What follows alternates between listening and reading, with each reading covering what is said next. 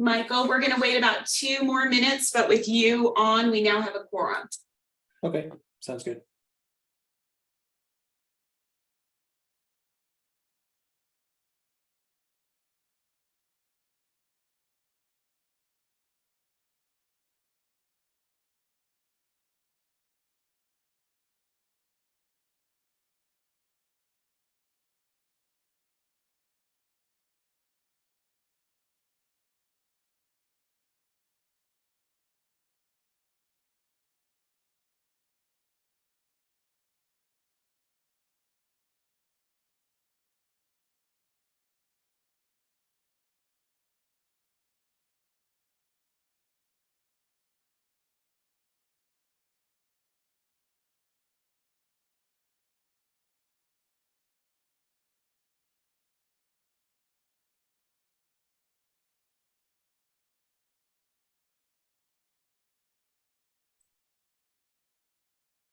Right.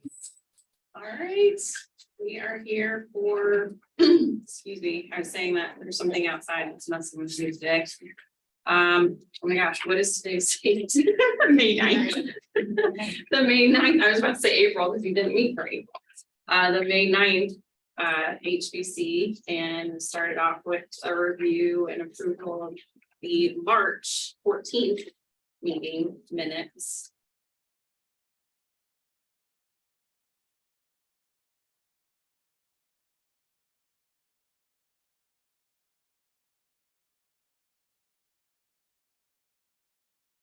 I move we approve the minutes. Second. All those in favor? Aye. Is there anyone opposed? Okay, moving on, we don't have any public hearings tonight. Do we have any visitor comments? No visitors. Okay, so that brings us to our new business. We do have 2 demolition recommendations.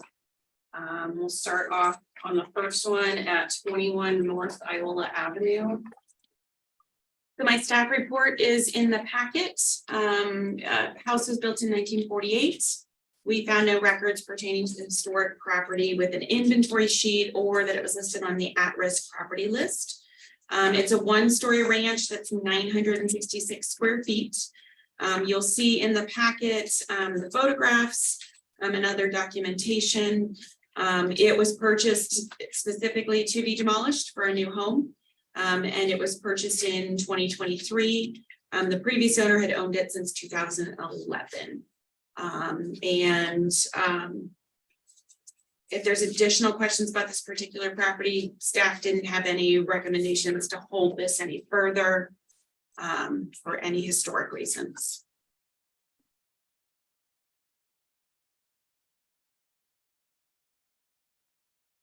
And I tried to do just some basic digging historically on this one.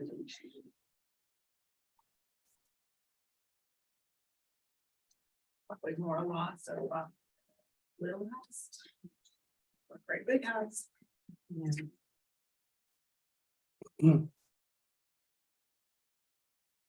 You know, the only other thing on here is there were a number of issues where the previous owner had passed away and there were people not legally living in it.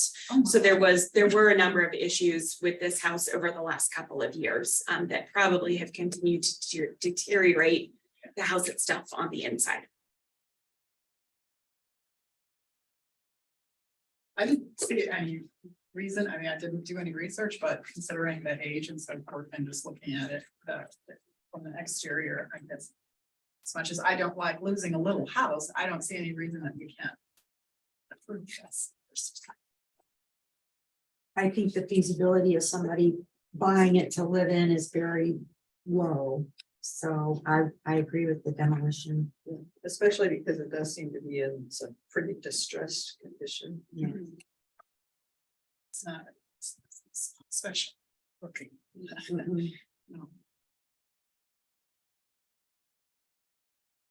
Do we have an official motion to approve demolition? I so move.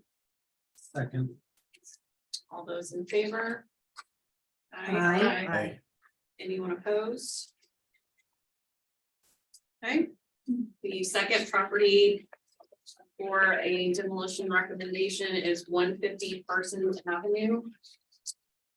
So you have staff's report in your packet, with 150 Parsons Avenue, according to county records, it was built in 1896. But according to some research that was done prior by Ann Morris, 1899 is probably a more accurate date. In your packets is a historic inventory sheet that was on file, that was put together, again, prepared by Ann Morris. Ann Morris worked with the St. Louis County Parks through historic preservation with St. Louis County. And she is one of the ones who did a lot of the historic inventory of the city in the 80s, which also led to the Central Webster National Register nomination. So we do have binders with a number of these inventory sheets for structures that may not have been put on either a local or national register. We didn't specifically have this identified as an at-risk property. Usually at-risk property means that we have a number of letters to the property owner stating that they have problems that, or there's a wall collapsing, or there's other issues. Typically, if there was an owner, it was owner occupied and there weren't any major letters to the neighbors, we wouldn't have put it on necessarily an at-risk list. We haven't updated our at-risk list since probably prior to 2020, because there was so much going on in the pandemic that we really didn't focus, and now we don't really have the staff to be monitoring anything above and beyond what we're doing right now. I did have some information, just generally from St. Louis County. It's 1,586 square feet. It's listed as a 2-story frame vernacular, according to the historic inventory sheet. The applicant had the property under contract to purchase it at the end of the week, but before the packets had gone out. With the intent of tearing it down. The previous owner had owned the property since 1974. So staff had recommended that you might want to do some additional review based on the age of the structure, the inventory sheet that was provided, and any additional information that might be obtained. So I did some digging on this one just because of the age. I thought I would maybe be able to find some information. I did not find much on who the house was originally built for, which was on that historic inventory sheet. I did find an owner of the property around the late 20s, early 30s, and she actually was a niece of a Confederate general in the Civil War. The Early, was it Jubal Early's niece? Yes, it was Ruth H. Early. It was also has some publications under her name as well. The owner who passed away recently, that was the most recent owner, was a professor, also has some published works out there. This is a street close by my house. It's not, I can't obviously see it from my property, but we do walk past it. And I have spoken to the previous owner, the gentleman who lived there, who I know a lot of people in the area knew, and we took a lot of pride in his house. But I did find other owners that owned it throughout the 50s and the 60s. I wasn't really able to do much more research on other homeowners. But the most prominent obviously was the one tied to the Civil War.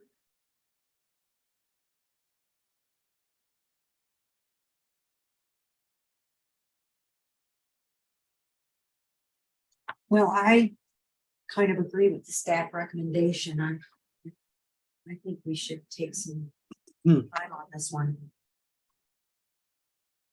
Yeah, I do too. I think we should take a little time just to make sure we, checked all boxes kind of stuff. Yeah. Just to make sure. I appreciate, doing a Yes, little bit of that was research. That's great. great. So we still have the I wanna make ability, sure. I know you started with newspapers.com. We do have the ability, the tax records that are with St. Louis, with the Webster Library. They do go back farther than the building permits. And they are organized by last name. So that is a little bit easier to find sometimes when you're looking for a name versus an address. So we can still do a little bit of research on that. I had not done anything further than finding the historic inventory sheet. But if anyone has the time to take on some additional research, it would be great. The code allows us to, just as a reminder. Sorry, I should have pulled this out before the meeting. But under our review, we can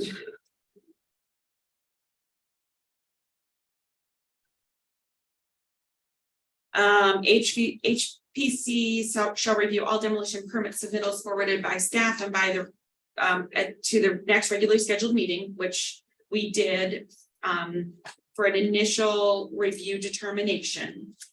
And then there are things that you can look at in arriving at the decision. The eligibility of the building for designation as an individual landmark consistent with purposes and standards. Whether the property can be put to any reasonably beneficial or economic use without demolishing the structure. The relationship of the building to the character of the neighborhood as an established and definable area. Structural soundness of the structure, suitability for rehabilitation. Economic feasibility of rehabilitation and reuse of the existing structure. Owner applicants purchase the subject property after the enactment of our code. Without making the purchase contingent upon them first obtaining the necessary approvals. And then evidence of deterioration due to willful neglect. So they have all of those. Should we find that it should not have a historical significance, there's a time frame. It gives us 120 days from the date of the permit application to determine if there's some historical significance under the criteria. So there is a different set of time frame and stay periods. So, I have a question. I've always wondered about this. How, the first one says historic significance, and that's what I've always looked at it as, it needs to have some historical significance. Then it says about whether it could be used. Well, it could be used. So, we don't have, I guess I don't exactly understand why. So Either it's written the way it is or what, because that's not, we can't just say, oh, it looks like it could be used to me and So say no. it talks about it can be not intended to be exclusive or limited to in arriving at your decision. It gives you a number of things to arrive at your decision. So you can use a series of different things to arrive at your decision. They still have the ability to appeal your determination. But that's why we put this in to add a little bit of extra teeth. So you have the ability to, other cities had a different set of steps of, you have a moratorium for a certain number of, even I think Kirkwood has a moratorium on historic structures that you still have to go through a number of months, whether they're going to eventually approve your demolition or not. This was those sort of steps so that further determination can be garnered. And you still have the ability, you can put all of your things in writing and say why you do not believe it should be demolished. And you could put that and say that you're not going to approve that demolition, and it does still have the ability to be appealed to council. So, Right, so I guess what I'm wondering is, could we say all those things and say, historically, it's not necessarily, the only reason it's eligible locally is because of its age, mhm, and that's it? We could say that. yeah, technically you can say And I that. think it also, Sorry. I mean, it's also part of the neighborhood. I mean, wasn't it how? I Yeah, can't so remember how it's worded. There's but a it- section, I mean, you could put that it is, so I'm it's not necessary, so we can look at the purposes and standards related to age. There's also whether it can be put to any reasonably beneficial or economic use. You still have the ability to put that in your determination. Relationship of the building to the character of the neighborhood, That's what I got, yeah. as an established neighborhood, and other homes in that area. Structural soundness of the structure. We put in there that if someone wants to demolish it and they're trying to say it's structurally not sound, they're supposed to have an engineer's certification about the structural soundness. I can't remember. And he If says they- that it is not for any Yeah. structural reasons. Yeah. Well, they said structural integrity is not the reason for Right. demolition. Right, which is why they They're did not get a. suggesting possible structural issues, but So if so, you can request an engineer's report Okay. regarding So- structural soundness. So there are, again, there's still some things, you know, and the structural soundness would be, you know, you can add additions to it. There's other things you can do to it potentially, where it's not that you're trying to build on top of a one-story structure. So there are, you can, and it doesn't have to be all of these. Right. And then, you know, some of the other things of, owner applicant's purchase without making the purchase contingent upon the owner applicant first obtaining necessary board and or commission approvals shall be deemed to be conclusive evidence the applicant is responsible for his or her own economic hardship. So if they're trying to say that it's an economic hardship to be able to renovate, there's still another sort of factor in there. But if you're going to do any of those, there needs to be a formal determination, and we would want to have those elements. So it gives us this time frame Right. to figure out all of those items. So I guess what I'm wondering is, we would be, if we were to say, for instance, it's a good example of a house from that time period in that area, which it is. And it helps the neighborhood, it blends with the neighborhood as a good element within the neighborhood. Contributing property. And it could be a house, it could be used as a house, people lived there, and they actually have admitted that there are no structural issues, so. We could just say that and just put them on the path that they have to continue on. I mean, I don't want to just say that tonight, I'm not saying that, I'm just meaning. You do have the ability, so should the HPC find the building to be demolished does not have historical significance. So, But historical significance is related to all of these factors. So there are still, again, it was. We put it as generally historical significance, Yeah. but it gave all the factors. right, But you can say no. And then, if it has historical significance, you then have another 120 days to stay it while you do the process of nominating it. And then there's an appeal provision. Any person aggrieved by the decision within 30 days can appeal to the council for review of the decision. So we have the first step of, we can hold it for a certain period of time, potentially till the next meeting, and give an update at the next meeting, but you have up to 120 days to suspend it while you make some decisions on whether you want to try to nominate it. If well, you- it doesn't have to be nominated. doesn't have to be nominated, but there is a time frame for the you can just say you're not gonna allow them to demolish it. Right. There is a thing where you can actually nominate it, which would give it another level of protection. And then if they feel that they are aggrieved, they can appeal to the council. Mara, sorry, Go ahead. is the first round of 120 days, does that start from today? Or is that backdated? When would that start? From the date the permit application was accepted by the city. So we usually say it's accepted when we put the packet together and out. So when the agenda was posted, which it was posted last Wednesday. So that would put us at, I apologize. May 3rd is the date. on the Yeah, so I believe we posted the agenda on Okay. Wednesday, May 3rd. So then the time frame would start on May 3rd. Okay. Yeah, because it says, if HB finds that the building may have historical significance under the criteria set forth, the application shall be suspended for a period not to exceed 120 days from the date the permit application was accepted by the city. So our 120 days would start, should you wish to do this, on May 3rd. We usually would give an update at whatever next meeting we have. In order to say this is what we found thus far and whether we want to continue to hold it. Or whether we are making another decision.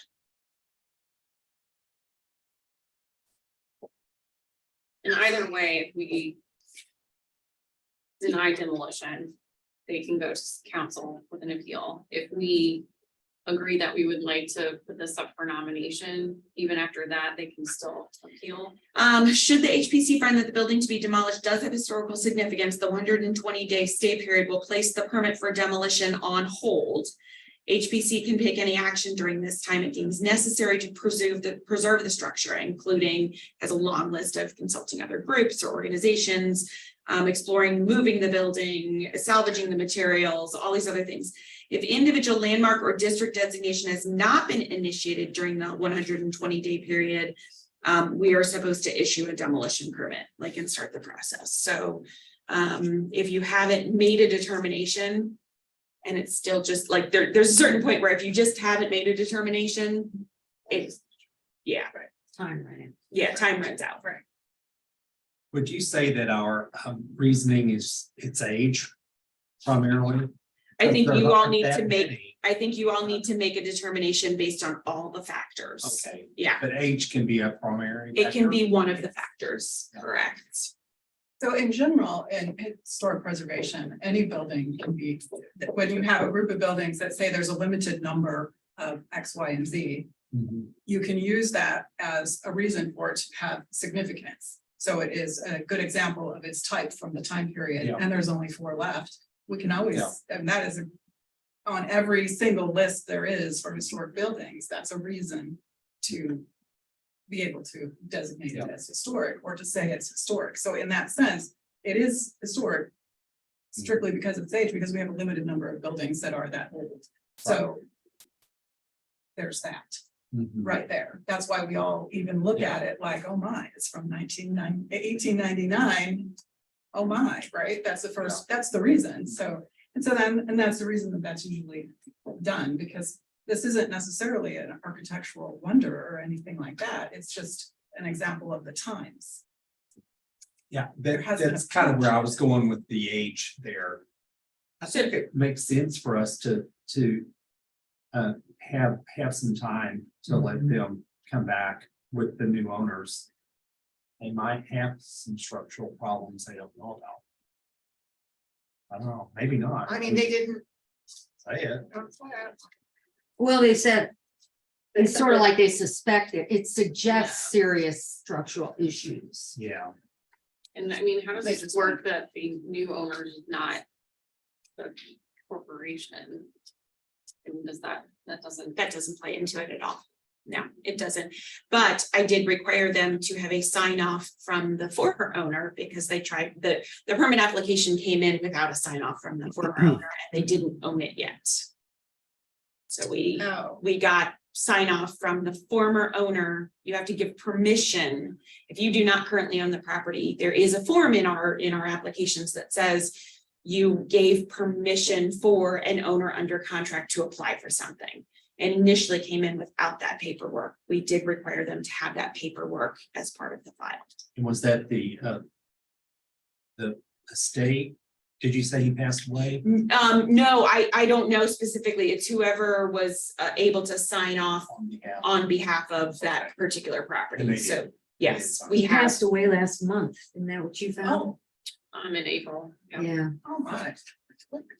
But yeah, it is. It looks like they already had it on the market. They Yeah. would have had to. They didn't put it on the. It didn't go on the Never market. made it to market. Oh, That's one of the things it says is that they contracted with Pentrax and did not list it on the MLS. Which yeah, there is a my date of Curious. 15th, yeah. Yeah,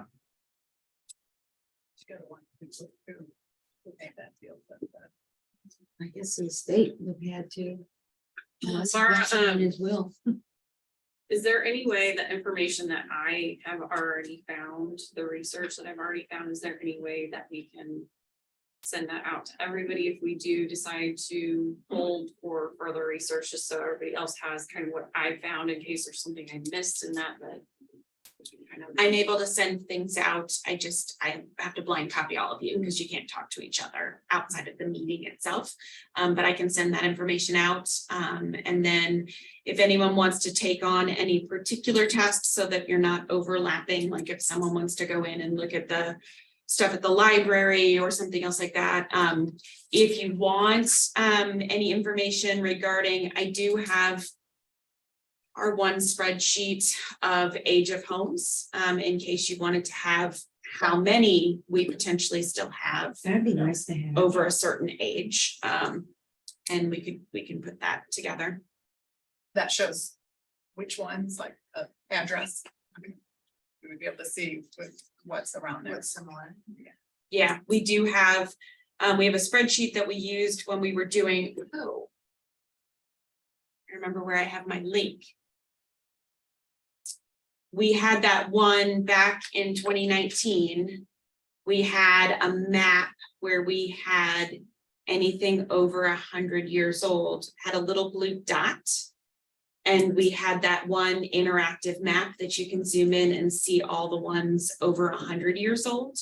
It won't do everything over, 1900 and older, but it would at least give you everything within 100 years old in that same block.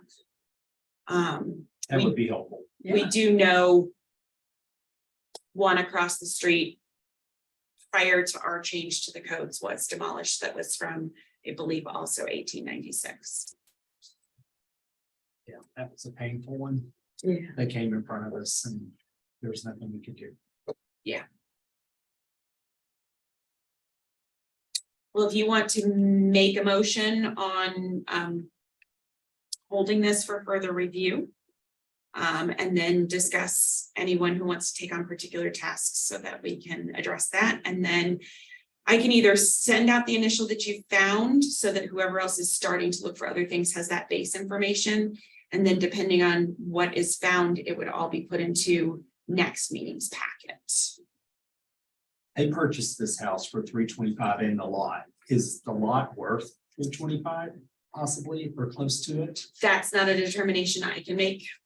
But, okay, That's not a determination that I can make. It's a very deep lot. it looks like it. Yes. It looks like a large lot. Yes. And the lot across the street that's the one that they That's like a subdivided. triple lot. That was A three. triple lot, yeah. Well, the one across the street had to acre. have other lots purchased in order to make it 3 lots. Yeah.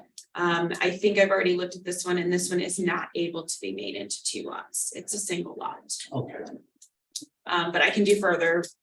Yeah. Looking at it. And I can give you further information on it. I didn't delve that. is it, well, I'm just asking because you had mentioned that they didn't make it a contingent. Made it a contingent purchase that they would be able to demolish, or it would be a.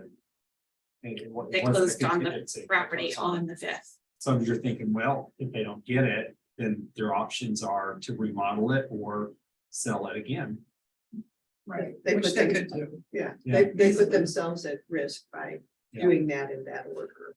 And right now, they could probably get more money than that, because that's usually a developer is not about to pay more money than you could get out of it right now, so. It says the county tax records say it's half an acre. A lot. It's the width that's a factor. That particular, if I'm remembering correctly, zoning district requires either a 70-foot or an 80-foot wide lot. And so even though it's deep, it would not be wide enough to split into 2.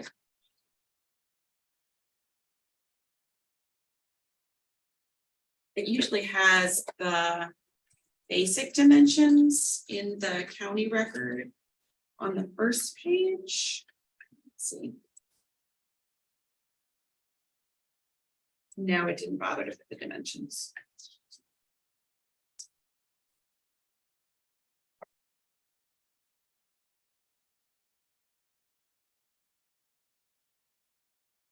And it looks like it needs some work, but.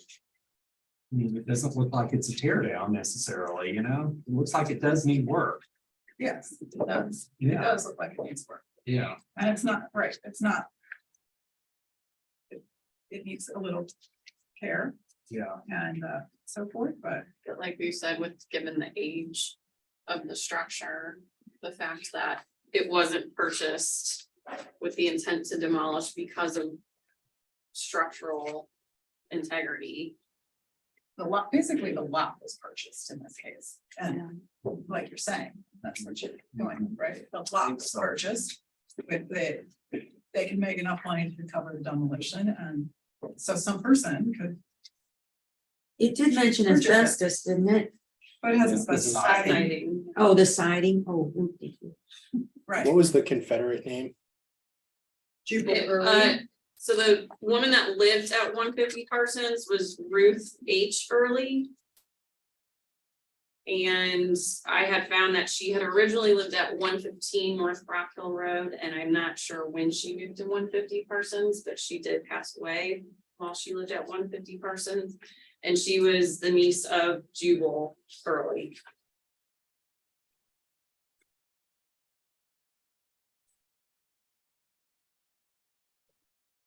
Thank you.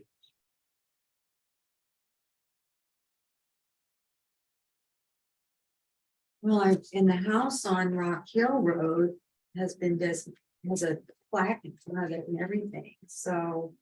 Is that the, like, the historical society? with the Yeah, century The, plaque? yeah, the walk, the history walks that they do. Oh. This one I checked was not in the North Webster one. Yeah. Well, the North Webster one is farther to the east, this The area. I'm talking about the northeast one, Okay, the one that was demolished, that was on the lot and a half across the street. The plaque in the Was- street is still was- there, and this one is kind of catty corner across the Yeah. street.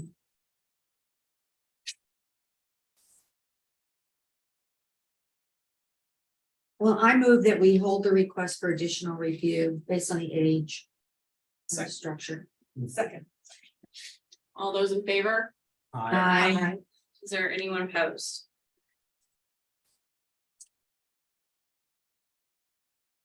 I would be glad to approach the Historical Society about their archives and see if there's anything in their archives regarding this home. That would be great. Yeah, and I didn't see that this one had a plaque. I mean, obviously, that doesn't mean it didn't at one time.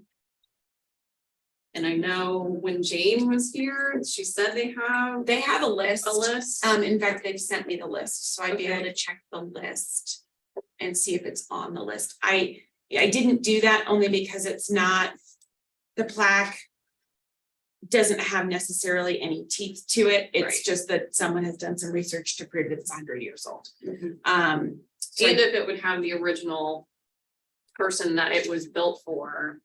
Because I did notice on Ann Morris's notes, it's Thomas Newman Holtzworth, and I believe when I was searching for him, Newman was spelled differently in some of the articles I found about him, which wasn't much. I found some kind of property lawsuit back in the early 1900s, but I obviously kind of found a lot about this property, a lot of different owners throughout the years, but didn't have a lot of time to research further into the other owners.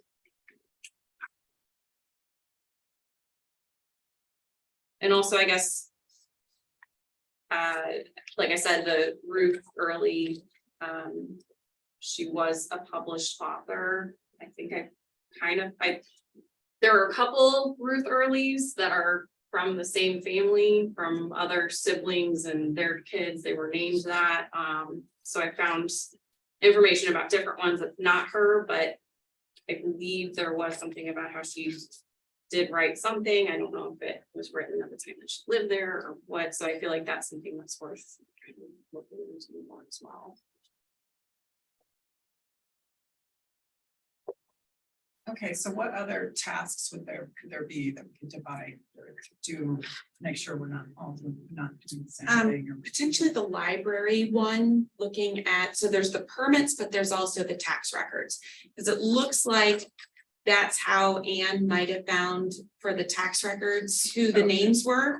And those are by last name. So you can kind of look And that is that physically at the library or on that website? on that website. Okay, Yeah, it's on that Okay. website and I can help I can You- look at that. know where, like, if you need help with like figuring out how to look at the one. Yeah. There's like a delinquent, and then there's the actual tax records, and each of them are separate books, but they're by last name. So usually when I've gone to find something where I kind of know where I think it changed hands, I just look up the last name, and then you can see the address or the plat name is kind of off to the side. I've been able to find some things. So I actually started looking at those and did not realize it was my last name and stopped because I was like, I'm not gonna be able to. Yes. By the handwriting. 'cause Yes. Yeah. Oh, yeah, the handwriting is a challenge. So Handwriting is. it's very user friendly when you know what you're looking at. Yeah, so you kind of get yourself in the middle, try to figure out, okay, I'm looking for H, and then you can kind of find it from there. But I have found names Okay, using it.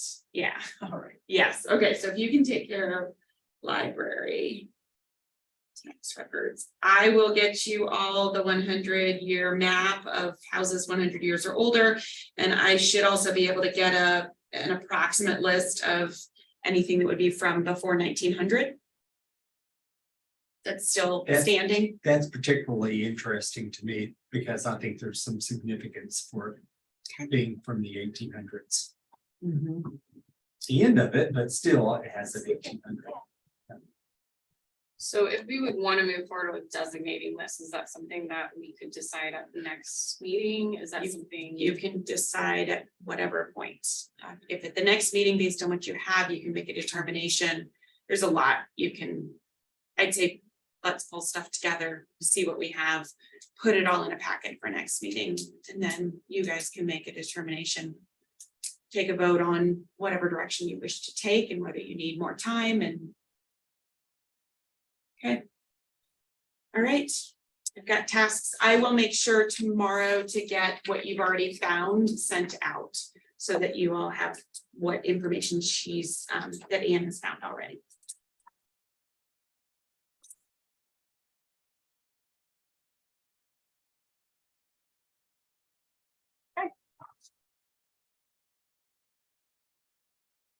Okay, so a next item under new business is discussing 2023 projects that we would be interested in pursuing. So I know in my email last month or this past month and the month before, I gave a big, like, here's a huge list of all these things you could think about. Do know, you know, we've heard from a couple different people about a couple different things that might be coming up. So I know we have, it's been sent out to multiple people and is mentioned multiple times at city council. There's a lot of question about the Ozark Theater, which is already on the local designation, but isn't on national. Now, national requires a lot of additional research and other things above and beyond what we normally do for local. But that is something that if someone wanted to pursue, we'd have to figure out, you know, do we need to hire someone for more detailed research and some other things like that. That's come up. There's I don't think we've heard back yet from the current owner well, and so on that, and I know that Mayor Arnold particularly said like that she's yes. reluctant to move forward with something unless we have the owner's support on that. So I always remind people that it can start here. And the code specifically says, I agree with you about being reluctant without a specific owner on an individual property. If the code does say that anyone can apply, or the commission can do the research. Even if you decided to start some research on it, I mean, I can at least get you what happened when it was locally designated. But again, what happened when it's locally designated from what I've looked at was very rough. There were still potential stories about things that happened there that weren't documented that the national would never accept. So it was a lot of, I could see some folklore in there. Now there was some stuff that was definitely documented. So it was enough, I think, for a local designation, most definitely. But for a national designation, it would need a whole lot more to happen. But if that's something that anyone was particularly interested in, that's something that could potentially be looked at. There has, What sort of spurred the inquiries? the husband it was a husband and wife who owned the building, the husband passed away in the spring.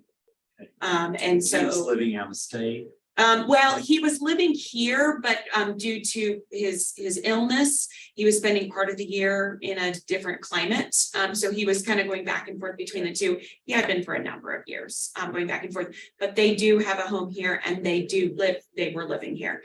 His wife still lives here, and she's still, you know, addressing what she needs to address in regards to that property and the other properties they own, because they do own multiple properties.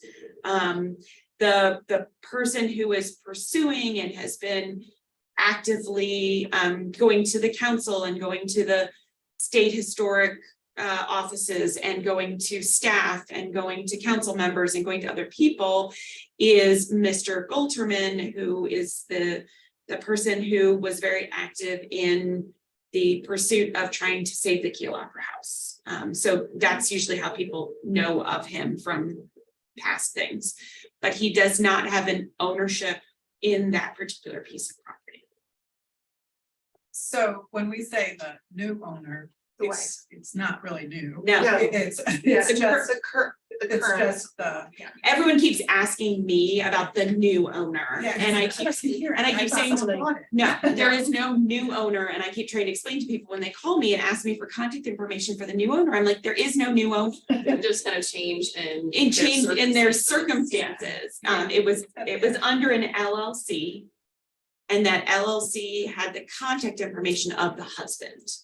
But again, it's a husband and wife.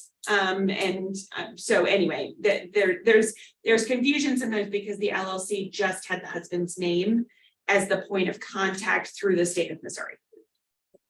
So then, we just have a citizen interested, is Yes. really the situation, Yes. bringing it all. Is that really it? I mean, because has there been some other thing where they said they're gonna do something or? No, I guess not I at was this kind of time. curious why it was such a Yeah. to-do as well, just, I mean, he passed away, but still sort of in the same circumstances, for all we know, she wants to do exactly the same thing he did, and it's just gonna be like this, but. Yeah. So I'm just giving, I figured tonight I would give you some things that have been coming up that people have suggested that I need to tell all of you that you should be pursuing. Now, again, these are residents at any time can apply. You can make a determination on whether you're going to pursue what someone applies or not. So the code section, because this will help a little bit, the code section for nominations states,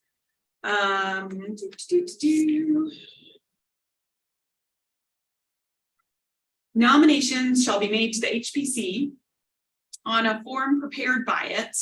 We actually don't have a form. We've only had 5 applications for a nomination in the last 10 years. So we haven't really been actively requiring a form. They provide a letter that provides documentation asking to do this. May be submitted by an owner of record of the nominated property or structure, by motion of the HPC acting as a body, or by motion of the city council acting as a body. So someone can come to you and ask for it. And you can make a decision, but there is no formal application that's come to any of you. Nomination shall be submitted to the office of the building commissioner, which is my office, who shall within 7 days of receipt mail a notification of the intent to nominate to the owner of record of the nominated property. Forms and criteria for nomination are available in my offices. And then there's a whole series of the same steps that we did before of how you nominate a property. So owner of the property, HPC, or the city council are the 3. I have a question. Emily mentioned that you haven't heard back from the owner. Has there been an outreach to her? There has, yeah. Okay. And what form did that take? I know that Mayor Arnold reached out to her. I Okay. don't know if others have as well. Officially, I think Mayor Arnold reached out to her. Because there's been like this, public comment and it's come up at city council. She's the owner of the property. We want to be respectful of that and not move forward as a council or a commission without That's being in why, line with whatever she would want. that's why I was asking what kind of outreach had been made, because I imagine she's got more than enough on her Yeah. plate right now. But And I checked in with Mayor Arnold a couple of days ago just to see if she had heard back in preparation for this meeting, and she had not yet. Okay. yeah, because I just, Which is fine. yeah, I mean, knowing that they've been involved with that property with the rehabilitation, what was crossing my mind was presumably she's aware of the potential benefit of having that nomination, like the eligibility for state and federal tax credits. My really be critical in making a decision about whether a nomination is pursued or not. Because that could certainly, help make the property more valuable in a sense if it was on the National Register and was eligible for rehabilitation tax Even- credits. Possibly grants, Yes. just from our. Yeah, meeting. that one, that building could get a grant, yeah. So the husband is the one who put in the application for the local nomination. Oh. He was the one who put the application in. Okay. So again, I can provide, this was just, I wasn't meaning for you guys to make any decisions. I get emails saying, why haven't you yet told the HPC? Well, we hadn't met, so I'm telling you now. I've had people ask about it, so I'm just putting it out there that people have asked about it. There's no official application or submittal. I am trying to do a summary of some, again, there's so many other pressing things, so I have not put together a summary of, which I'd like to, of when it was nominated for local, what are the documents that were used, what was in the ordinance, and some of the other things, because there's also a conditional use permit for how they can operate out of that structure at this time. That has some other regulations in it. So there's been a lot of questions about, well, but what about this and what about that? And have they done this? And until I can sit down and really delve into the history, which a lot of it's before me, very, very little of it is since it's in the last 10 years. So everything is prior to 10 years ago. So I'm going to try to pull all that together, put it all into like a memo that I'm going to be able to provide potentially to the city manager so that she can then put it in packets to the council members or put it in a packet to you all. But I just haven't had time to address it yet. So basically, you're being contacted by concerned citizens that this is potentially becoming or might be an at-risk property. Not We- specifically saying at risk, Okay. just simply saying they're contacting me saying, you have got to get this nominated ASAP. It needs to be on the National Register. That's really all they're saying. So I guess, sure, I agree in that world, I'm a preservationist and all, but I feel a little like it's a kind of a jump in the gun on the whole situation. I'm very glad you brought this up because I sort of wondered myself what the hoo-ha was. I assumed that it was because it was a new owner, not because just one of the couple passed away. I think what might have happened was the leader of the development was the one that passed away, and she probably wasn't that involved with it. There's a lot of history with this property, a lot of history. You can probably find it in Webster Kirkwood Times. Yeah. Because there was an attempt to demolish it. By Yeah. those people? No, the no. developer. There were imminent, it was the eminent domain Yeah. action. There was Yeah. a vote by the community. Yeah, that whole area was. Yeah. Yeah, it was Well, I like can see- Mills. yeah. property. Because I just feel a little like this woman. I don't know, it feels a little bit of. People are concerned for her property. Yeah, Well, so quickly, and the man didn't pass away very long ago. It just feels a little. Yeah, I get it. You Yeah. know, I maybe think for a one of the minute. questions that Mayor Arnold has is just understanding the process. So I can write back to her and let her know that like the nominations made for the property owner from HPC, from the city council. And that if the owner, not the new owner, just the owner with like information about grants or how Tax historic credits, preservation or tax credits, yeah. she's welcome to come to the HPC, Yes. It can be a resource Yes. for. We'd be happy to be a resource for her. Yeah. At your point, That's- Savvy, he just died. Yeah. No, I mean, maybe give her Yeah. some time. Yeah. Give her. We'll give the information to Mayor Arnold and she can kind of Yeah. chime it when, Yeah, it might be appropriate. because I Yeah. just, Right. well, my heart goes out. to Yeah, her, exactly. You know, It's in Yeah. the Webster Kirkwood Times. I think there are I know. other commissions that are also talking about how important it is, so. It'd be nice to just say like, we're here if you have questions and kind of like let that be with her. Mhm. that we are here for a resource, as a Mhm. potential resource for these things.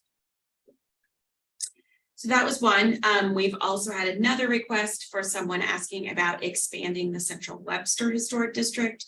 And so in that manner, it's very similar. You've got the whole issue of, You don't just add a single building, you can't do little teeth to take out various buildings. You have to have a logical boundary to it, whether it's a block or a half a block or however it goes from sort of street to street. And in doing that, it's a little more difficult than like Webster Park, where they had a neighborhood association. So, you know, the neighborhood association in that nomination, they took a vote, and there was a vote of a certain percentage of members of that area to make a determination. So the key question would be, you know, there's not a requirement in here for a particular vote of the property owners. But if you were going to do that, you would hope that the applicants of that particular area would have sign off from like that area that was being asked to be added to the district. And knowing that that one also is local and national. Are they pursuing just local? Are they going to take the extra step to go national? Then we've kind of got this weird overlap like we have with Old Webster. Old Webster has a bigger local than it does national. And so there's always this confusion between the two. I mean, how this all gets, all of our ordinances get applied, it doesn't matter whether it's local or national. It still gets applied as if it's a historic structure. But when it comes to tax credits or other things or questions that people have, we have a question or concern. So similar to process, similar thing, just giving you a heads up about that. If someone wanted, I mean, you had a number of other projects on your list. And so the key question would be, you know, again, this might be a project that someone might ask to bring to you. And just wanted to keep it in the forefront of your mind in case someone else reaches out to any of you. In terms of that. Laura, you mentioned that there might be some research costs associated with that. Is that something that the applicant, the neighborhood would cover? Or is that something that the city or the HPC covers? I would say the applicant or the neighborhood would cover. Yeah. Yeah. If we had to hire someone, again, like Ann Morris did, my understanding, and again, this is so just talk that I've never seen anything particularly of, but the 1980s one was neighborhood generated for Central Webster because of the fact that they were going to widen Elm and make it a wider street. And so they wanted to protect the neighborhood and they pursued what they did. So that would not have been the city undertaking. And I believe the city didn't undertake the National Register for Webster Park. No, they didn't. No, No. and that happened before local. Yeah, that happened A before number of local. years, Yeah, it was national was 2008, if I remember correctly. Yeah. And then local was 2011. Yeah. And so, yes, that would not be something that the city would be undertaking and paying for and covering. So that would be research done by the neighbors. There have been several people with this interest or? I believe just one person. Oh, one person. Yeah. Oh, okay. Did that individual have proposed boundaries of the extension? No, it was more of an inquiry of like, how would you go about doing that? Because there's one street, is it Gray or Gray? And Gray, where one side of the street is in bounds and one side of the street is out of bounds. So the question was, what would we need to do to expand it to include both sides of the street? And so this is, I will share this information with her and see what comes back. It's kind of a process. I mean, It's process. for a reason. but it's Yeah. process. Yeah. But I wonder if some people also think that in order to do that, they have to go through a commission or what, Yeah. you know, I think it's valuable information for everyone to know that if they want to take on a project like this, as an individual, Yeah. they can, it's gonna take a lot of work, but they can do it. Yeah. Yeah, Webster Park did not go through the Historic Preservation Commission. It was all organically grown within the district. Do you recall, did they hire a consultant? Do they? No, Wow, my wife and Christian Warner, Dan Warner's wife, did it. that's did it all. amazing. Oh. But there was a book, yeah, there was two of them, there's 212 houses and the structures. So there was a lot to do it, but the advantage was there had been a book written Okay. from So they- early 90s, so there was a template Mhm. there of all the houses. So there's a book that has all the old Webster, I mean, Webster Webster Park. Park Mhm. Mhm. houses. It's kind of cool. Yeah. Who wrote that book? I can't remember, I've seen the book, but I Yeah. didn't look at who. yeah, it's pretty good. Yeah. It gathers a lot of information. It's from the nineties. I think there was an update maybe in the early 2000s. I'm not sure, but there might be one. Mayor Arnold lives in there too, so she might know a little bit about it, but my wife would really know because she's, did it. Why I do this? It's not really hard. Kind of alive. like for one of them. Every accessory structure has to be identified and measured and. But then it went somewhere in Jefferson City, I think is where. It goes to the national- state and then from there it goes to national, if I remember correctly, but it's. But the state, I think, helped it from that point The on. state takes it to the federal government because mere mortals are not allowed to talk to the federal government. It has to be from the state. That's it. Yes, Yeah. yeah. But I think it's, once the state says it's okay, then Yes, national's yeah. gonna say, well, okay. Yeah. So in terms of Central Webster, so again, I think I told you I have these inventory sheets. There might be some inventory sheets so those inventory sheets are usually for properties that are outside of a designated area. So I do have a series of some inventory sheets that might be researched from the 1980s.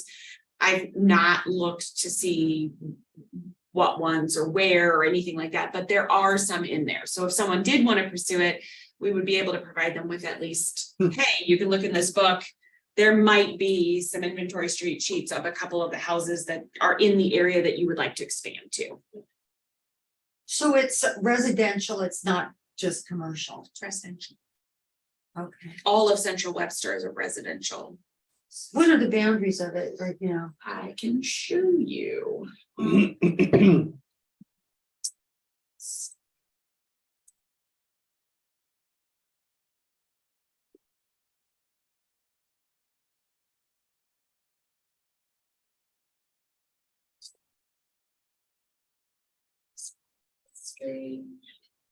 Just like probably go straight to maps. Hold on. Go up to maps. Historic district map. I'm gonna share it. I just need to first get it up before I can share it.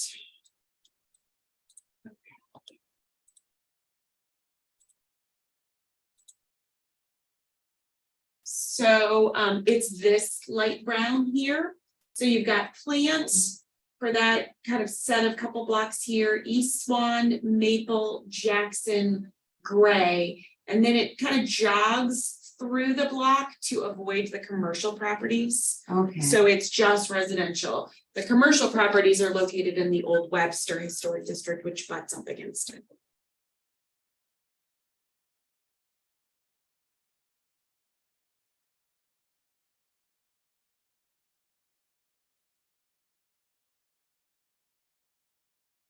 Okay. For some reason, I just assumed it went all the way to Big Bend, but. Nope. Yeah, every once in a while I'll get someone who comes in and they're on East Swan and I always have to go look and remember which block is out and which block is in. Same thing with Maple, because both sides of Maple are in it until you hit Swan and then this other side of the street is not in it. So yeah, there's a lot. I mean, at a certain point, they made a determination as they were trying to save Elm. How they did decide those particular streets. It's kind of. Yeah, nice. I don't know if they just kept finding additional houses that they felt were of interest. I mean, the nomination has a very large, very detailed multi-page description about the history of the area and the neighborhoods and Each house. and every single house is on there. Every single house has the documentation.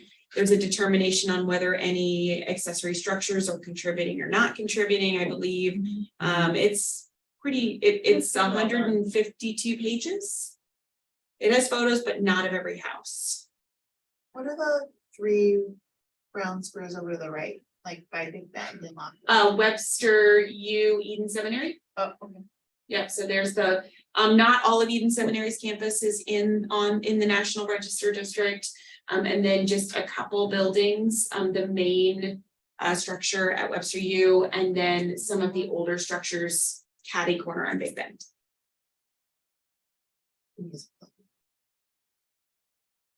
The church that's currently for sale or vacant. It is not listed, it has not been nominated. And I believe we might have an inventory sheet on that one. I don't think we do. Well, if anything happens to that, they'd have to come through us first because of still- the, yeah, Correct, it is over 50 years old. yeah. They still have to come to you. Yeah. To request a demolition. But I guess Bed and that's breakfast an, used to work. that's an example of kind of Breakfast. being proactive if we wanted to. That is an example of being proactive, if anyone wanted to do, if the commission made a determination that there was something. You have the ability to nominate a property or structure, or a district. So, and, generally, religious facilities are excluded from being in that sort of thing as a general rule, but under this case, they're sort of just selling it as a building, so I assume that doesn't. At some point, it's not a religious facility if there's nothing religious going on, just because it's a church. So I don't. I would probably need to do research on that. I mean, I know when it comes to religious facilities, we have things related to zoning and federal law cases about what we can and cannot require them to do, mainly related to life safety. I know that there are churches that are on the National Register, Oh, so yeah, it has to be that the church agrees, there's all kinds of little rules. For I a church, separate haven't- from other things. I haven't looked at that. I So, would probably want to look at But- that. But there's This is that situation It in is a Rock Hill where that church, They picked up the church. So that was more that they picked up the church because a developer wanted to just tear it down. And so there Was are, an active, I thought it was a vacant. I don't believe it was, if I remember correctly, the congregation still owned the property, but they weren't actively worshiping in it, if I remember correctly. It's been so long since that happened, but yeah, they picked it up and they moved it a couple blocks or a block and a half away. Well, that was the house. That was the house. But the church But that it was was- there was taken apart. The And church there's was that- taken apart and some guy said he was gonna rebuild it at his winery or whatever he Yeah, had. But it didn't. And he never did do it, and I guess he didn't mark the stones or he couldn't put Oh, I it. missed all And they that. started walking, like the stones aren't even all. My Yeah, goodness. they start walking off. Yeah. They might have- I just remembered the house. I Yeah. forgot in the house. I Yeah, sensed that. there was like a. There was a stone big church. Also. Yeah. Then I think the congregation unrelated took some of the stuff. stones that were left and did a monument. At that Yeah, corner like of after where it didn't was. get done, they, were like, we'll take those back. But I'm just thinking of, again. Projects, and I guess I'm kind of, I need to go back and look at our January meeting, because I feel like that's been so long since. We didn't talk about anything in the January meeting. No, but I mean, when we had the visitors from Oh, yes. the state here, and they did have Idea. the presentation of ideas and projects and things like that, and I feel like because that happened this Religious year. institutions were on there as one of the special, because I remember thinking about that for the church on Kirkham and whether approaching, because they, I know, have a lot of things that they've needed to do related to both being in the floodplain and having a history, not necessarily architecturally, but a history to that particular property. Religious institutions and grants related to that were one of the ones on there. And there were a couple other odd ones that were surprising to me that I had looked I at. just feel like because they came and visited this year and they did provide a lot of really wealthy information for us as a commission, but also some smaller projects if we wanted to try and pursue something like that. It might be beneficial to look into doing something that they kind of mentioned in their presentation, just because it's fresh in it. That's just one of the things I was thinking when you said come with ideas for new projects, but I haven't had time to go back and review their presentation from January. That was in January? It was in March. March. Oh, was it? It was Yeah, in March. In March. Yeah, It was in March. It's fine. I know. But maybe that's when we scheduled it. The PowerPoint, so the YouTube of our meeting is on there, so Yeah. you can rewatch to your heart's content. That's a good idea, though, to go back and look at that. Because they had Get the like, most bang for our buck. we could even do the, where they had contractors come that were, you know, new Educational. techniques in plastering and things like that. I mean, some kind of project like that, that maybe if it isn't huge, we could also add that into maybe a designation or.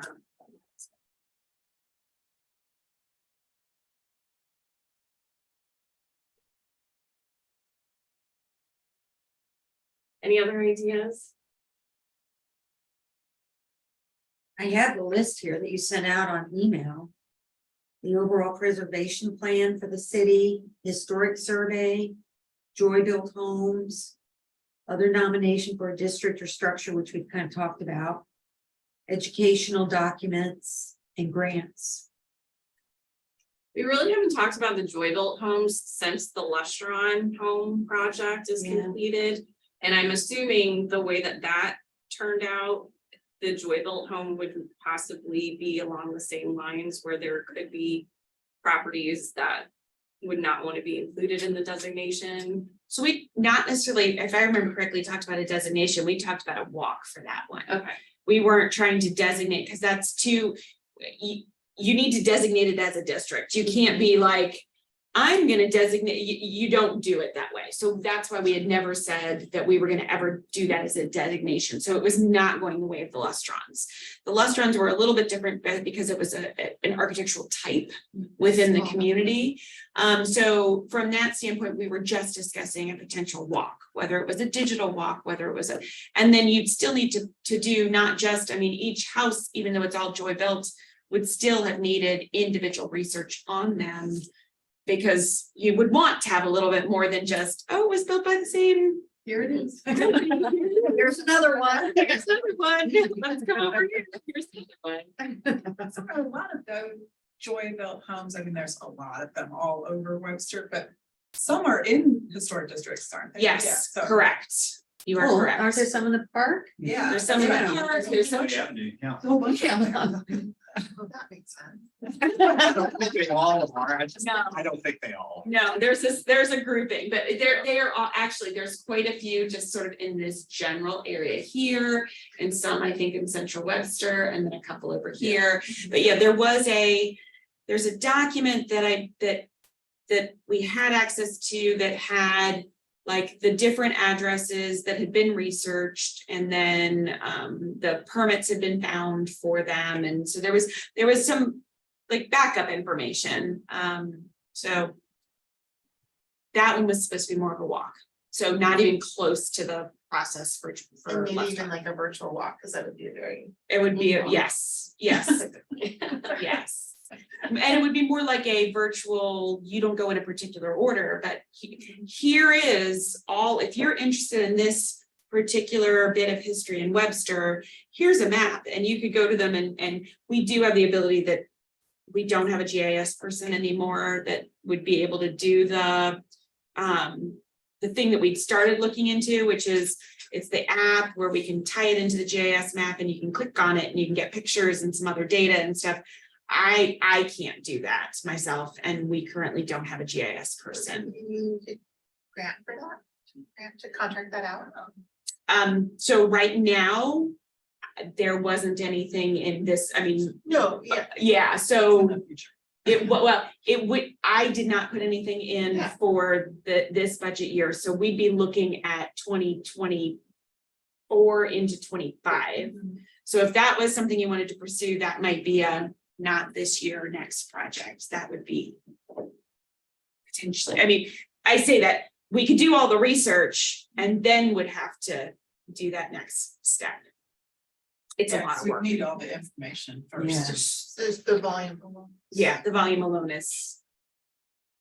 I mean, there's a way you put it in a spreadsheet essentially, and then the spreadsheet's able to be tied through locator numbers and addresses to the GIS map. And there is a thing that you can do.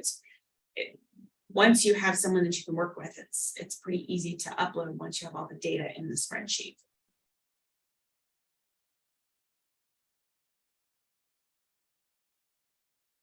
the things that, I read the historic preservation, Mr. Peterson and, Andrew Dial had written up that you sent out.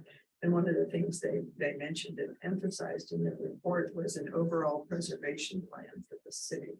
That was something that they seemed to emphasize and feel that was important. Have you ever done one, Angela? I haven't, so.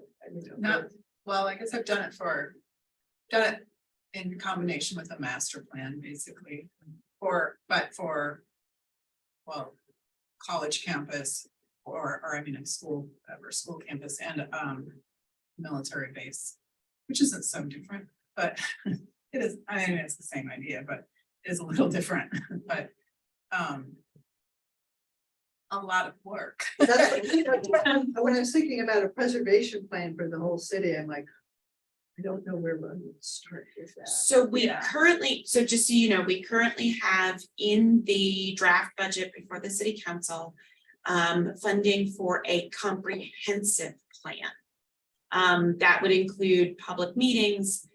You can always put, because I did sit in on some of the things related to preservation plans. Sometimes preservation plans can be a section of an overall comprehensive plan. So there is still that potential opportunity that could be something that's added to the public meetings and the conversation and could be tied in. But at this point, it'll be discussed by the council as they continue their discussion. We put $150,000 in, which is a pretty much a standard comprehensive plan involving, at least 2 to 3 citywide meetings, a series of meetings with the plan commission, meetings with the council, maybe some subgroups, other things like that. And there's things that you can pursue when you do the RFP.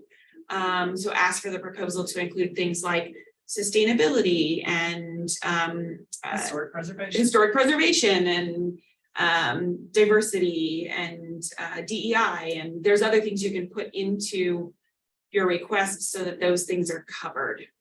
So in my experience doing those things, that it really is much better for the preservation plan to be part of a plan, because for it to sit all by its little self, as in any of those things, it doesn't really do any good. It just sits over there and people ignore it if it's not really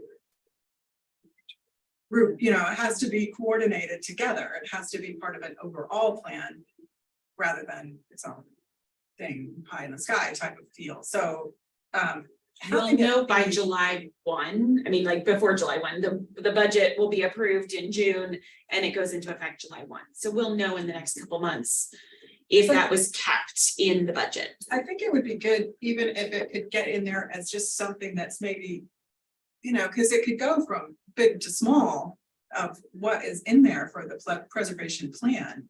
Like I did one time, we did this little plan for a very small school campus. Well, there isn't much to it, right? Because it's small, and in a sense, it was something that could be done for anything.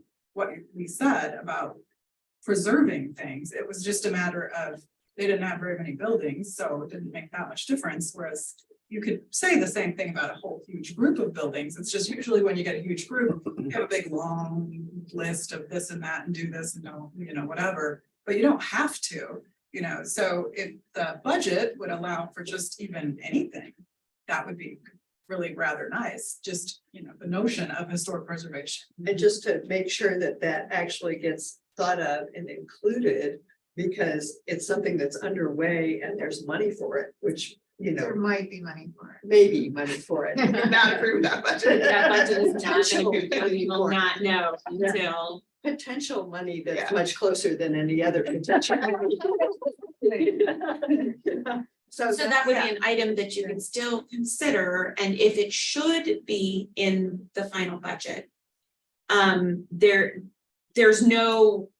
There's been no definition by the council of what's going to be included in terms of all these other layers of things that would be asked. Okay. So there's still an opportunity, so just, you can keep that one in the back of your mind, because it is something that requires, especially with a community with this many over 100-year-old homes, it will require a very, very vigorous it could be multiple years if it's just this group pursuing the preservation plan. I mean, in terms of just overall in some of the things I sat in on a webinar about it right around the time I sent you all the email, and the amount of work that some of these communities had done for their preservation plans with only like a couple historic districts compared to like how much we have, and then how much we have that hasn't even been documented as a historic district and structures and things like that. So I was it was very overwhelming. Oh, some communities would look at Webster and be like, well, this entire community should be a historic district. Say Webster Grove is a Exactly. district. Because they would just be, and I've had, family from out of town be like, oh my gosh, I can't believe all the old houses, everything here is, and it's like. That's actually the reason I moved to Webster Grove, so I did about it, right? Yeah. Forget, but it is very unusual. So it is, that's very true. Many places It could be pretty huge. do that kind of thing. I don't know if there's also, there's. So if you would like, so I had my list, which was read aloud. We can, if you all want to put it on the agenda for the next meeting, we still won't know yet, so we're in May. It'll be the first meeting in June. We still won't know yet necessarily. When's the council meeting at? So no, I'm sorry, the June, because you're gonna have your final reading will be the second meeting in June. So your first reading on the budget will be, hold on, first reading on the budget will be June 6th, and we meet on June 13th. So the first reading of the budget could potentially, you would know They're leaning. how they're leaning. You should know how we're leaning probably after next Tuesday. Yes. So you have the opportunity we could, for the agenda in June, just have like a placeholder. And then if there's other ones that you all want to pursue, if you want me to pull out the Joy Built information again, I hopefully should have a summary of the Ozark Theater just in general. I don't know if there's anything else anyone else wants to particularly pursue, but I can pull things together if you let me know what you'd like on the agenda. And in the meantime, we can look at the presentation. And Yes, see for if there's grants. anything that kind of fits in there. Yeah, So if I could give you a deadline so packets go out on June 7th. So if you all could tell me by June 2nd, like, hey, so that I have time to pull things together if you want backup in your packets. So if by June 2nd, you could say, hey, we really like to have all the backup for the Joy Built homes, or I'd really like the backup for, and by then we should have some semblance of, if you all want to watch the council meeting and their discussion, it's on Zoom, you can sit in your house with a glass of wine and listen to the meeting. So that I'm just gonna give you the heads up. So our next meeting is June 13th. And then just a quick FYI, the meeting after that is June 11th. I'm sorry, July 11th. I might need you all to either move it, cancel it. I don't know. I am leaving for London on June 23rd. I am flying back from Paris on July 3rd. And then I have a council meeting on July 5th, which is the day that your packets would technically go out for historic preservation for the meeting on the 11th. And then I'm out of town from July 15th until July 23rd. And I've got some other stuff in there too. so can we decide like next meeting in June, what we want to do about the July? Yes, definitely. I also always like normally I would have someone like Travis might be able to do the meeting or get the packets together. I'm still figuring out like how people are going to handle stuff because I don't have a planner. So right now I don't have a planner who could take over this meeting, and Travis is going to be covering for me through that whole time frame. And so there's also just all kinds of zoning determinations and things that's just not his thing. He's a building commissioner. So I'm still trying to not overload my staff for that time frame that I'm gone. It's not And unusual to cancel a meeting. it is not unusual to cancel a meeting. If we have a house demolition request, anyone I meet with, I'm giving them early heads up. I've been telling people for a month now when I'm gonna be gone. I'm working with people on their schedules to make sure that they can pursue what they need to pursue without a delay. And they've been all great with it. So I've been working with everybody, and the time frame I picked was specifically, we picked for two reasons. One, to see the Cards play the Cubs in Wembley Stadium, but in addition, that I don't have meetings. So I specifically tried to frame it so that I was not missing any meetings. But packets is the problem, that packets are going out technically 4 meetings after I get back. So I'm just giving you all that heads up for the July. And again, Travis might be able to hold the meeting, no problem. But I know in the past, he kind of laughed. He said he felt like it was a drinking game, that every time someone said, well, Mara normally does this, he felt like he should be taking a shot every time my name was mentioned, which he thought was very humorous, but he liked you all and really enjoyed sitting in on the meeting. So I'm just gonna throw that out there. I'm just trying very hard to give everybody as much notice of things that they need or don't need for being gone. I have 2 quick things. Yes. So the boards and commission section was rewritten and updated. Did that come out to everybody? So I did get it. I haven't sent it out to all my boards and Okay. commissions yet. Okay, so that'll be coming out, like number of members and president, vice president, like, housekeeping stuff. We just kind of tried to standardize more things across boards and commissions. So I don't think there are any big changes that will No. affect HPC, but just to kind of be aware. No, of there that wasn't as an anything update. big. And then there's also a primer on sunshine law that I'm supposed to also be sending out. So I was gonna send both out at the same time. I just hadn't had time to send that out yet. And the other thing we have, which we could send to if we want, is we updated the language around city-sponsored events. So, like sustainability sponsors, Webster on Wheels, like Arts Commission sponsors, arts fair. So if it's a city-sponsored event, then there are certain city costs that will be waived for that event. So, like different street closures and parking things that normally, the event would pay for can be waived.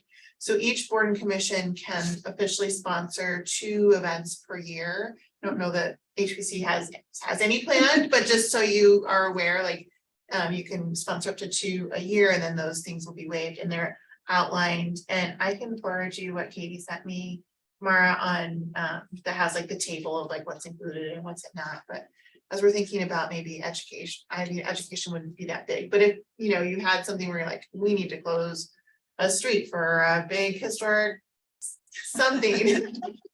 That's an option that would save the organizers some costs there. So those are the 2 things. Awesome. And then budget, definitely, if you're interested, please listen. And I can't forget, solar panels. So that was approved. So solar panels in historic districts can be on the front elevation. It's been removed from the guidelines.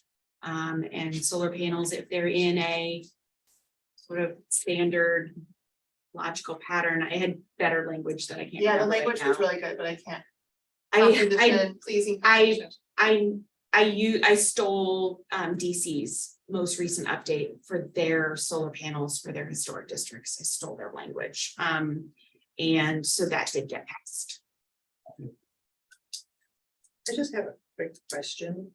Does the existing zoning code in Webster support in any way, have any mechanism if people wanted to make their area into a conservation district? I don't believe so. Conservation district would be an overlay. And it's not that it doesn't support it. It's just doesn't have anything in there in terms of encouraging, but you don't necessarily have to have something in the zoning code in reference to conservation districts. You can do conservation districts without having to have something specific in the zoning code. Okay, so with is there a mechanism then in the city ordinance structure to make that come about? I don't believe there is, but. That was another training session I just attended on conservation districts. Let me go back and see. Again, I think there's still ways to do it without. I'll get some more information. You know, I would be really curious about that because if there is an area or a group of houses and people want to say, you know, we like it here, we like it looking like this. You know, we want to do a conservation district. If there is a mechanism like that, that could help be a preservation tool and kind of a grassroots thing. So if there is a mechanism, maybe we could do something to make people aware, because, you know, a lot of people probably aren't even aware that there might be something available that they can do, because I've had people in my neighborhood, I mean, those of us who are cottage dwellers, we love our cottages. And you know, people want to save them and they, you know, say things to me like, well, what can we do? And, you know, so there is that interest to save the smaller homes that are, you know, indicative of an architectural style or a certain period. And it seems to me like if there is a mechanism, that's something we could make people aware of so they could pursue that. And I just wondered if anything existed. Not in our code. Okay. Is that what they have, like, so I know we have friends that live in Shaw. And, you know, by the botanical gardens, and they have rules that, like, if a building were to come down, it has to be rebuilt in the same style as the houses on that street. I'm like, oh, I don't think we have that in Webster, but I'm wondering if maybe that's a conservation. Well, when you develop the conservation guidelines, you can put stipulations in there. And it's something that can be developed to be unique to that particular area. So historic districts can include that information as well. In some places, you have to build a house that basically looks like it's an old house, you know, you're a building. It has, Yeah. it can't. I think Just- Marshall's like that, isn't it? Not Over really. by Rolling Ridge. Not to the extent, like No. some places would say. Like here in Old Webster, it would say it has to be red brick, it has to be this tall, this many windows, the windows are double hung, that, you know, it would be very prescriptive on what you can and cannot do. That's actually very common in both situations, just depends how far you want to go. We just don't have anything like that. We just don't do that. We don't have in our zoning code a conservation district section that says this is how you go through the process. But again, there's ways to do conservation districts without having it in the zoning code. I'll get you some information on how those work. Yeah, I would be really interested to know that because it's something that is a potential tool that people can utilize. I mean, it may not be specifically historic oriented, but it could be. It was, I think, Advantage of the conservation zone. it was like my last luncheon, my last online luncheon was about conservation districts, but there's so many different levels. I mean, conservation districts can be just preserving open space. So that's where people get confused about what conservation districts include. So there are a number of different presenters about different types of conservation districts. So I just need to go back and look at what they gave us as some additional documentation to help understand how to do them.